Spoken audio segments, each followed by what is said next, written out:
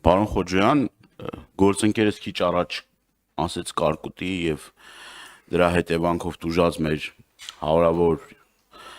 քաղաքացիների խնդիրների մասին, ես ուզում եմ նաեւ ձեր ասածին շարունակությունը ապահովագրական ընկերությունները հրաժարվում են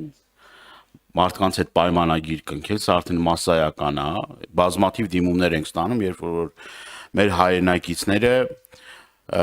իրավացի վրդովված են, որ պայմանագիր չեն կնքում, քիչ չէ պայմանագիր չեն կնքում,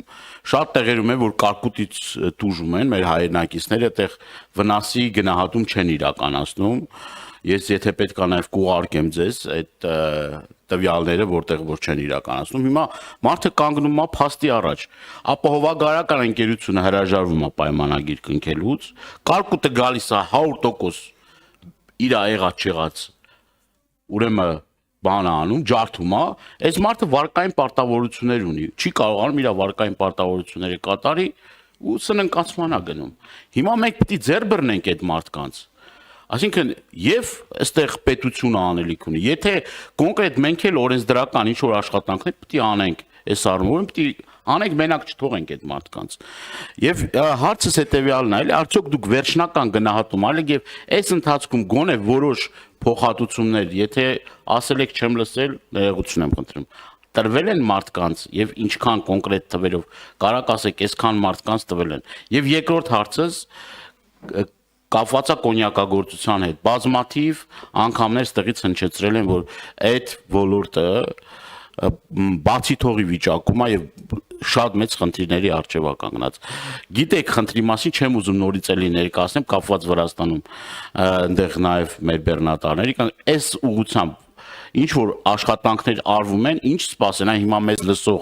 կոնյակագործները, խաղաղագործները, ինչ սպասեն։ Շնորհակալ եմ։ Խնդրեմ, պարոն Խոջյան։ Շնորհակալություն, պարոն Դանիելյան։ Ես մի փոքր անդրադարձ կատարեցի կարգտահարության դեպքերի հետ կապված եւ իմ խոսքում նշեցի արդեն, որ իրականացել է գնահատում, գնահատումը նաեւ շարունակական է, որովհետեւ կարկուտը դեռ շարունակում է տեղալ։ Ընդհանուր առմամբ այս պահին, որը որ մենք արձանագրել ենք, կարգտահարված հեկտարները 8740-ի մասին է խոսքը գնում, սակայն կան հեկտարներ, որոնք որ 20-ից 30% է կարգտահարումը, կան տարածքներ, որտեղ որ 70-ից 90% է կարգտահարումը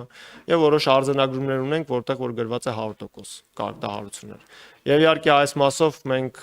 ես նշեցի արդեն, որ արդեն իրականացված են խորհրդակցություններ, բավականին ընդլայնված կազմով խորհրդակցություններ, արձանագրված է ընդհանուր առմամբ մոտեցումները, որը որ պետք է իրականացվի, այն ինչ որ վերաբերում է ապահովագրական ընկերություններին, մեզ համար դա նորություն չէ։ Մենք 2025 թվականին ակնկալում ենք, որ ապահովագրական ընկերությունները որոշակի զսպվածություն ունենալու են, որովհետև հիմա կենտրոնական բանկի հետ համատեղ նաև միջազգային գործընկերների այն մեխանիզմներն են հիմնարար ստեղծվում, որպեսզի հետագայում մենք ունենանք ավելի կայուն եւ դիմակայուն համակարգ այս հարցի շուրջ, որովհետեւ ընդհանուր առմամբ եթե մենք նայում ենք ամբողջ աշխարհին, տեսնում ենք, որ ոչ միայն ապահովագրական գյուղատնտեսության ապահովագրությունը Հայաստանի Հանրապետությունում ունի խնդիր, այլ աշխարհի բազմաթիվ երկրներում այն առերեսվում է խնդրին եւ դա պայմանավորված է բնակլիմայական պայմանների փոփոխությամբ։ Եթե կարկուտը ինչ որ մի ժամանակ առաջ ռիսկ էր, որը որ ժամանակ առ ժամանակ տեղում է, հիմա այն դարձել է կրկնվող աղետ։ Եվ այստեղ շարունակաբար պետք է ասեմ, որ մենք նաև իրականացրեցինք այդ հակակարգտային ցանցերի նաև ներդրման աջակցության ծրագիրը, մեկնարկեցինք եւ կարծում ենք, որ նմանատիպ գործիքների միջոցով մենք կկարողանանք այն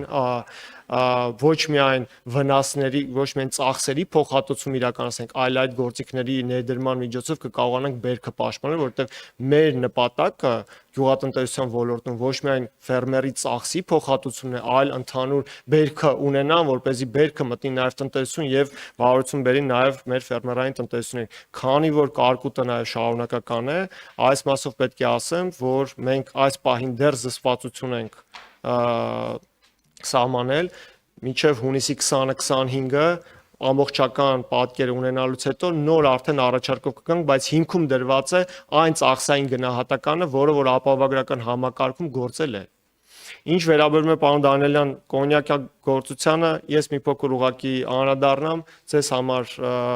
կիսվեմ որոշակի տեղեկություններով, ընդհանուր առմամբ այս խնդիրը արձանագրվեց, սկսեց նշմարվել 2025 թվականի ապրիլ ամսին, եւ պետք է ասեմ, որ 2025 թվականի ապրիլ ամսից մինչ օրս ես սա ամենօրյա կտրվածքով նաեւ այս տեղեկատվությունը ուշադրության կենտրոնում է եւ մենք գրեթե ամեն ժամյա կտրվածքով վերամշակող կազմակերպությունների հետ կապի մեջ ենք եւ այն բոլոր տեղեկատվությունը, որը մեզ հասանելի է, մենք նաեւ խորհրդակցում եւ կիսում ենք գործարարների հետ եւ դա կարող են փաստել նաեւ գրեթե բոլոր գործարարները։ Նշեմ, որ ապրիլ ամսվանից մինչ օրս ընդհանուր առմամբ լրացվել է մաքսային 557 դեկլարացիա, արտահանման դեկլարացիա, վերջնակետին հասել են 391 դեկլարացիա ավարտված է համարվում, նշանակում է օրինակ, եթե արտահանվել է Ռուսաստանի Դաշնություն, ապա ապրանքը արտահանվել է եւ հասել է Ռուսաստանի Դաշնության մաքսային մարմնին։ 391-ի մասով դա ավարտված է, դա 70% է։ Պարոն Դանիելյան, ձեզ կհետաքրքրի նաեւ այս թիվը, հունիսի 1-ից մինչ օրս, հունիսի 1-ից մինչ հունիսի 10-ը ներառյալ ՌԴ մաքսային մարմիններին հասել է 50 պարոն Խոջյան, հարգելի գործընկերներ, հետևում խնդրում եմ մի քիչ լուռ էլի։ Շնորհակալություն։ Հունիսի 1-ից մինչ օրս 50 բեռնատար արդեն հասել է ՌԴ մաքսային մարմիններին։ Արձագանք մեկ պարոն Դանիելյան։ Արձագանքը, ուրեմն մենք ոչ միայն պետք է գնանք այդ աղետի հետևից, որ Էդի պետք է անհրաժեշտ է որ մարդկանց այդ փոխհատուցումները տանք, որովհետև այլապես ինքը չի կարողանա իր բնականon գործունեությունը ծավալի։ Այլ նաև այդ հակակարկտային կայանը պետք է ընդհանուր մեխանիզմ մշակենք, տեսնենք հլա ինչ ենք ներդնում, ինչ ենք անում։ Միտեղ ասում են հակակարկտային կայանը չի աշխատել, միտեղ էս խնդիրը կա, այն խնդիր կա։ Վերջնարդյունքում մեր գյուղացիներն են դժում։ Այդ առումով ես նաև կարակ չարձագանքեք, բայց գործուն քայլեր պետք է ձեռնարկեն եւ կոնկրետ խաղաղագործները սպասում են, որովհետեւ իրենք էլ մտահոգություններ ունեն լուրջ, թե այդ բերքը ինչ են անելու, այս շատ կարեւոր հարց է, դուք էլ պետք է հետեւողական աշխատանք տանեք։ Այդպես էլ արվում է, պարոն Դանիելյան, Շնորհակալություն։ Չմոռանաք հավանել տեսանյութը եւ բաժանորդագրվել Civic AM-ի YouTube-յան էջին։